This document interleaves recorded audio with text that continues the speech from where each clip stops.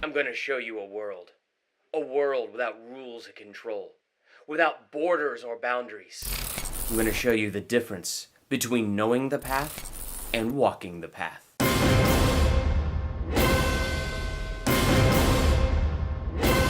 Welcome to Durbania. I'm Durbin, and this is my theological analysis for the Matrix Trilogy. The Matrix is one of my favorite movies of all time, and the entire Matrix Trilogy is just a super fun trilogy to dig deep into. And I mean, anybody who watches it can just see how rich these movies are with philosophy, and you can just go as deep or as shallow as you want with these movies, which is what makes the watching experience of these movies so incredibly rich. Now, the sequels didn't quite live up to the first one, but that actually might be something that works in their favor in terms of the philosophy. And I'll dig deep into that as we get into this. Now, there is just so much to get into with the Matrix, so what I miss in this conversation, bring up in the comments, and let's have a conversation about the Matrix. Neo, sooner or later you're going to realize, just as I did, there's a difference between knowing the path and walking the path. First, digging into The Matrix. The first film is really about birth, or more specifically, it's about rebirth, being born into a brand new life altogether. Really, it's about the foundation. What Morpheus said is this: there's a difference between knowing the path and walking the path. And that's what the first film is about, laying that foundation of embracing the new identity, letting go of the old, instead of just knowing the truth, actually walking in the truth. Like what Jesus said, you shall know the truth, and the truth will make you free. But when you look at that whole thing in context, it's about walking out that truth. It's more than just a head knowledge, it's living it out that sets you free. So when you dive into the Matrix, you have Mr. Anderson, and he is born a slave and a prisoner. He's born into a prison that he cannot see, taste, feel, or touch. But deep down inside, he knows there's something wrong, there's something off, but he doesn't quite know what it is. He doesn't know that at this time, his identity is a battery. He is food for machines. He is a slave raised merely to power AI and give it its ability to live at his expense. He doesn't even realize that's what his identity is, but that's not his calling. He was created to be the one. He was made to be something totally different, but he has to be reborn in order to discover that potential. And now here comes the first bit of foundation laid: faith and choice. The Matrix is all about believing, and it's all about the importance of choice. Time and time again, this trilogy find ways to talk about how mankind could not accept the Matrix programming if it was just forced on them. But even at an unconscious level, they have to either choose to accept it or reject it, because the only way the programming will stick is if they choose to let it stick. So choice and belief. And when Neo sits there in front of Morpheus, he makes a choice that he's going to believe Morpheus, and he takes the red pill, which then he is reborn into a brand new world. Now, that moment that he is reborn, that moment that he wakes up in the real world, he's not a slave anymore. His identity has changed, and he's a brand new creation. He is not a battery for machines anymore. He is the one. Everything is made new. He is free. Except there's one thing that he's got to overcome: his own mind. Morpheus, time and time again throughout this movie, is trying to teach Neo to free his mind. You have to let it all go, Neo. Fear, doubt, and disbelief. Free your mind. Do not conform to the pattern of this world, but be transformed by the renewing of your mind. Then you will be able to test and approve what God's will is, his good, pleasing, and perfect will. Neo's mind was bound up in the old world that he grew up in. It was bound up in that slavery and those old rules. Now what he's got to do is, through faith, through belief, let go of those old rules and grab a hold of the truth of this new world and walk the path that he is destined to walk. And he has to literally step out into it. And it's interesting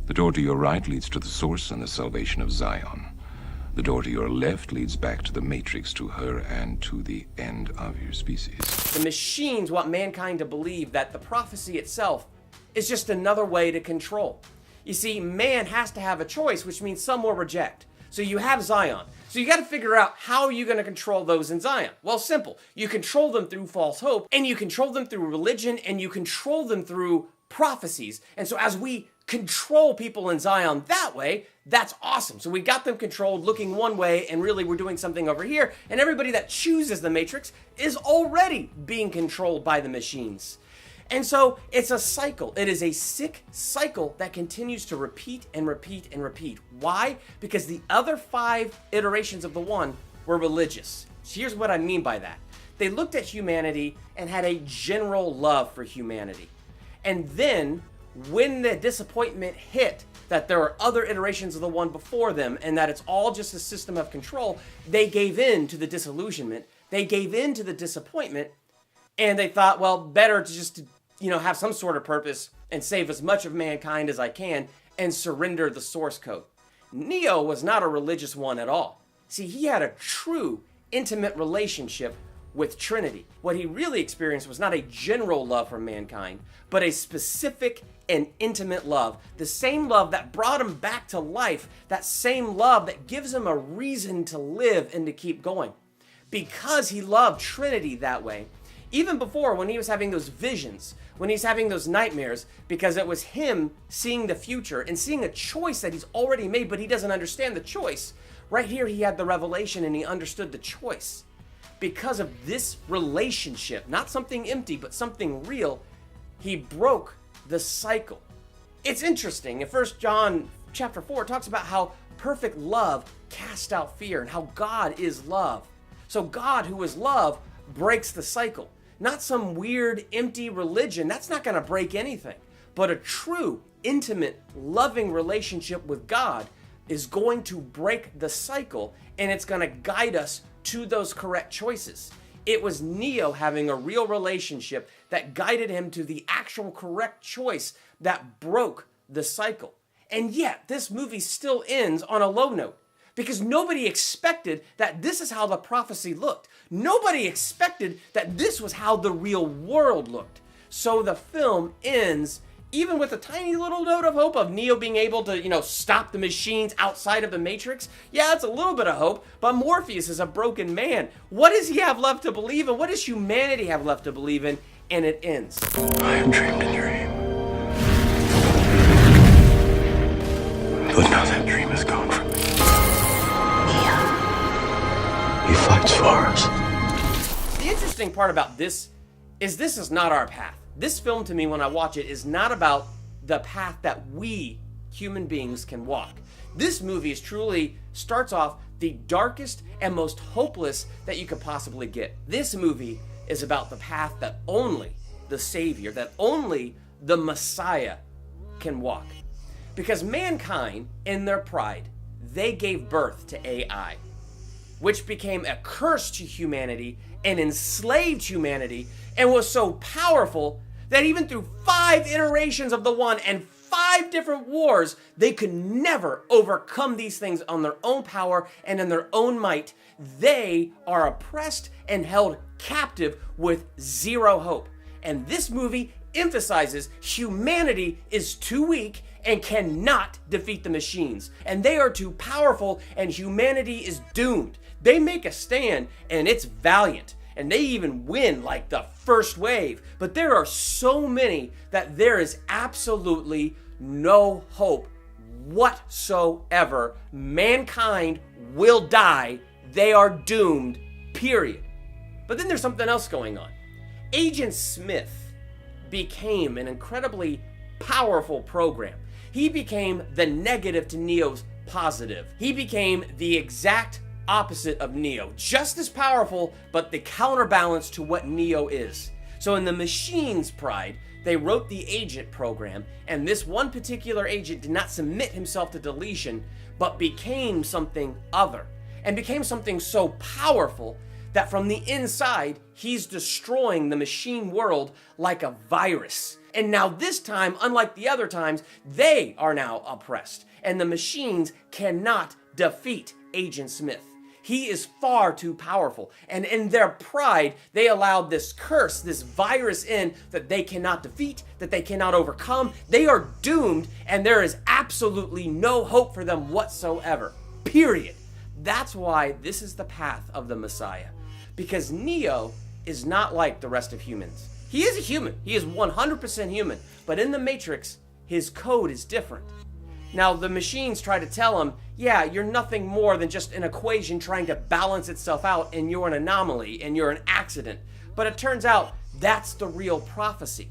That's what's going to bring the end to the war. Because he is different. His code is different. He could do what nobody else could do. It ends tonight. And what does he do? He dies. He lays his life down.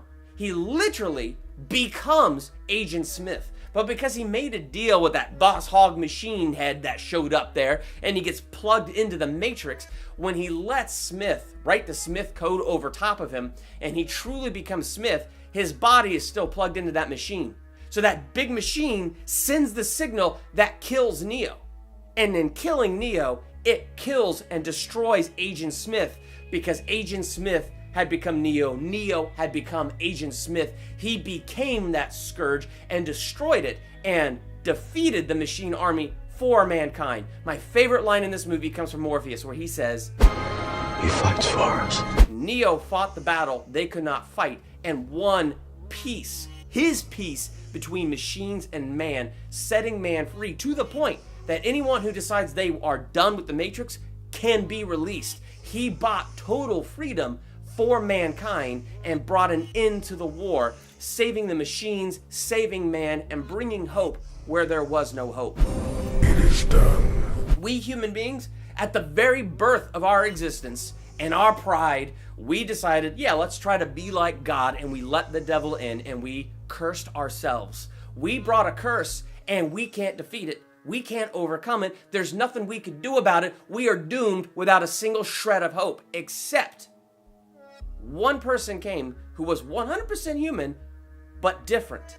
You have Jesus, the Messiah, walking this earth, able to do what we couldn't do, and lived his life without one shred of sin. And because of that, when he died on that cross, he became the curse. In Galatians 3, it said he became the curse, and when he became that curse and died, the curse died with him. He did what we can never do, and he paid a debt we can never pay by living a life we couldn't live, sinless, and then dying on that cross, becoming the very curse itself, breaking its power. And when he destroyed the curse, the result of that curse is death, so he destroyed that result, and thus came back to life, and now it's defeated, and nobody has to live under that curse anymore. Anyone who wants to be free truly can be free. We can be reborn from a world of curse, death, and slavery into a new kingdom, into a new world of eternal life.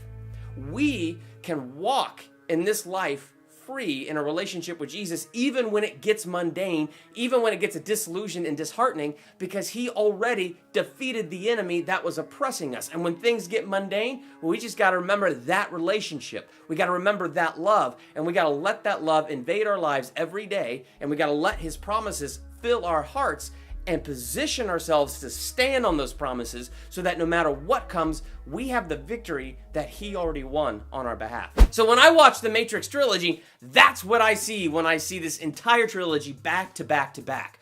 What do you see in this trilogy? Let's have a discussion about the Matrix in the comments below. Which is your favorite in the Matrix Trilogy? While you're leaving those comments, hit that subscribe button to become a Durbanian, and hit the bell by the subscribe button so you'll be notified for my very next theological analysis, movie review, ranking video, or trailer reaction, or anything else I do here. I'm Durbin. Thanks for checking out Durbania.